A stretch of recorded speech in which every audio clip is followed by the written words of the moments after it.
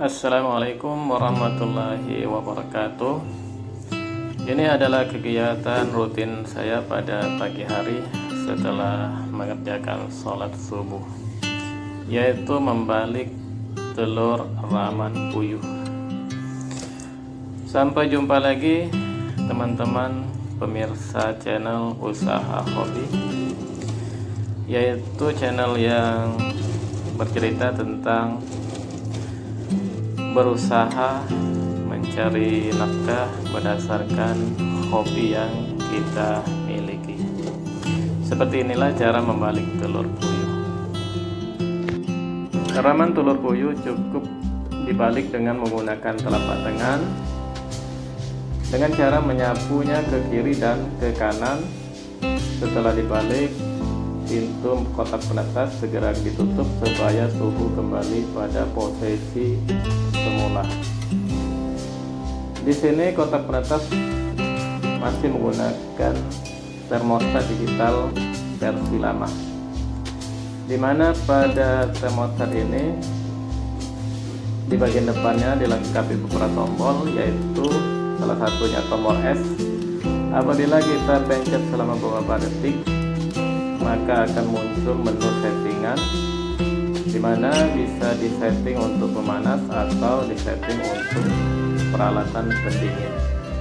Sebelum termostat digital ditemukan, dahulu orang-orang atau saya sendiri menggunakan termostat kapsul seperti ini. Saya masih ingat saat saya pertama kali membuat mesin penetas, yaitu pada tahun 95, yaitu pada saat saya masih duduk di tingkat SMP kelas 3. Tetapi saat ini sudah ditemukan termostat digital jenis baru, yaitu tipe W3001. Pada video kali ini saya akan membahas tips membeli termostat digital tipe W3001 dan cara mereset termostat ini saat mulai pertama kali digunakan. Ini penting untuk diketahui oleh pemula, karena jika tidak tahu tips membelinya, maka termostat akan rusak hanya dalam waktu hitungan hari saja, karena tidak sesuai dengan tegangan listrik PLN yang ada di rumah kita. Untuk termostat digital W3001 dengan tegangan 220 volt itu ada dua jenis, yaitu yang sebelah kiri hanya untuk tegangan 220 volt saja. Sedangkan termostat digital yang di sebelah kanan itu mampu untuk dipasang pada tegangan yang bervariasi antara 110 sampai 220 volt. Jadi kalau teman-teman mau membeli termostat digital tipe ini, pilihlah yang seperti yang ada di sebelah kanan, yaitu mampu untuk dipasang pada tegangan listrik PLN yang bervariasi antara 110 sampai 220 volt, sehingga termostat ini akan awet untuk digunakan. Di sini saya akan memperlihatkan perbandingan komponen penyusun antara kedua termostat ini. Jika tampak di bagian luar sama, tetapi pada kenyataannya komponen penyusun pada kedua termostat ini berbeda. Ya, memang kedua termostat ini diproduksi oleh perusahaan yang berbeda. Untuk termostat yang mampu dipasang pada tegangan 110 sampai 220 volt itu menggunakan trafo inti ferit atau trafo switching yang berguna untuk mengatur tegangan inputnya, supaya tegangan yang masuk ke komponen termostat itu tetap stabil meskipun tegangan input dari PLN tidak stabil. Lain halnya dengan termostat yang ada di sebelah kiri, hanya menggunakan komponen resistor untuk menurunkan tegangannya. Apabila kita perhatikan pada kedua termostat ini ada perbedaan kode huruf pada awal tipe termostat ini. Yang pertama itu kodenya HW, sedangkan yang termostat untuk tegangan 110 sampai dengan 220 volt itu mempunyai kode FA.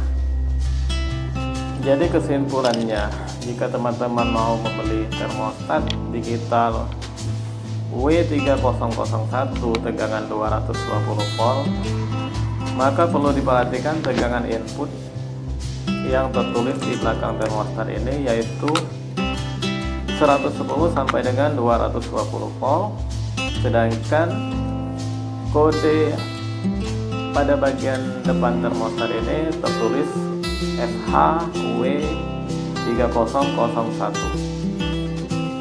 Kedua termostat ini adalah tipe XHW3001, akan saya nyalakan secara bersamaan dengan cara memberi tegangan input 220 volt dari PLN ke input dari termostat ini. Termostat pertama sudah menyala dan menunjukkan derajat 24,3 derajat. Lalu berikutnya kita nyalakan termostat yang kedua dengan cara yang sama, yaitu menghubungkan pada bagian input termostat ini ke tegangan AC PLN 220 volt. Saat menghubungnya perlu hati-hati, jangan sampai kedua konektor bersentuhan sehingga akan terjadi konslet dan menimbulkan percikan bunga api. Juga tangan kita perlu kita jaga sampai jangan sampai tersentuh dengan ujung-ujung kabel yang telanjang seperti ini. Hati-hati, kita lihat bagian input dan outputnya jangan sampai bersentuhan. Kita perhatikan kedua termostat ini bagian layarnya.